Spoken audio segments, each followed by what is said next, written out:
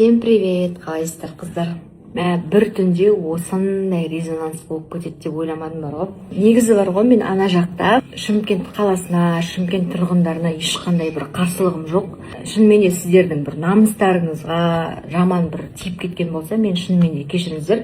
Бірақ ана ситуацияда, егер мен сестренкам тормоз басып үлгермегенде, біз жаңағы екі машина ана мосттан ұшып кететін едік. Шынымен де на эмоциях сөйтіп айтылып кетті, жазылып. Потому что андай бір өлім аузынан қалғаннан кейін жынданып андай болады ғой, миың отключка болып бір не бастап қаласың ғой.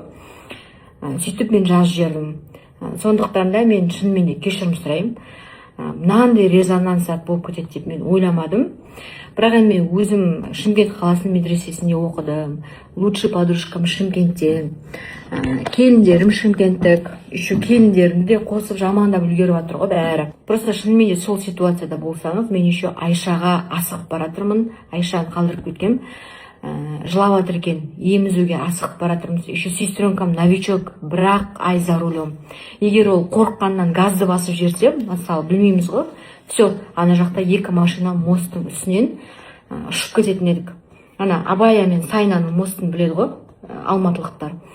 Бірақ шынымен де мен именно Шымкент қаласына, Шымкент тұрғындарына ешқандай бір нем жоқ.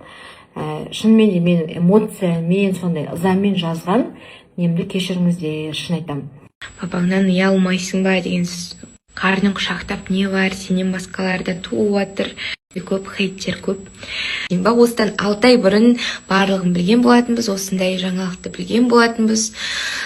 Бұйырса енді 9 айына дейін кәдімгідей жасырып до конца 9 айымда бірақ сіздермен бөлсем деп ойлап едім. Өйткені қазір көз бар, сөз бар, мені өте көп адам қарайтын білесіздер. Мұндай 9 айға дейін жасырғым келді.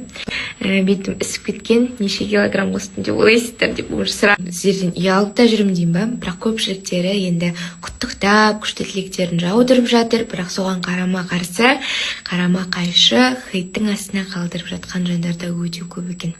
Енді амал жоқ басқа, артқа қайтатын жол жоқ деп барлығы білгеннен кейін өзімнің парақшама да сіздермен бөлісіп қойған жайым бар. Сіздерден қолдау күтем дегенім, жақсы сөздер күтем дегенім ғой. Қалай программада айтады, Нұрлан Еспанов өтірік айтады деп ше? Ол стақанды да сатып жібереді қазір, мына тұрған дейді да. Сіз ше өзіңіз жалпы жарнама қабылдайсыз ба, әлеуметтік желіде блогерсіз ба? Жоқ, мен көп қабылдамай, мен онда Еспанов қабылдау мүмкін енді. Иә. Бірге жүресіздер ғой, бірге контенттеріңізде бір негізі. Ол машинаны да реклама, ол көрінген нәрсе, мына реклама жасап мысалға осы реклама жасап мына бокалды айтамын да, әдем айтады да. Енді реклама жасау үшін өтірік айтады дейді да. Мынау айтады, сіз ше десе, жоқ мен ондай кезде айта алмай қалам дейді. Ертеңіне сланцы мен 570 сатып тұрды мынау ше я. Ассалаумағалейкум, қалдарыңыз қалай? Бұйырса Lexus 570 деген автокөлік сатылымда, бағасы келісім бойынша астына телефон нөмірін қалдырып кететін боламын. Келіңіздер, көріңіздер.